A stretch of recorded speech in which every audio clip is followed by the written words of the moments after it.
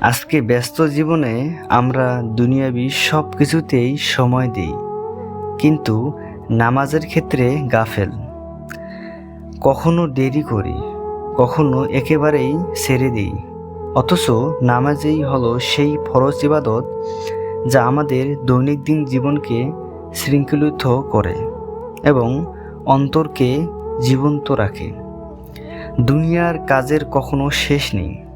আজ একটি শেষ হলে কাল আরেকটি শুরু হবে, কিন্তু নামাজ এমন একটি দায়িত্ব যা কখনোই পিছিয়ে দেওয়ার সুযোগ নেই। আমরা সামান্য দুনিয়াবি লোভের জন্য ঠিকই সময় মেনে চলি, কিন্তু রবের ডাকে সাড়া দিতে অবহেলা করি, অলসতা করি। এটাই আমাদের বড় ব্যর্থতা।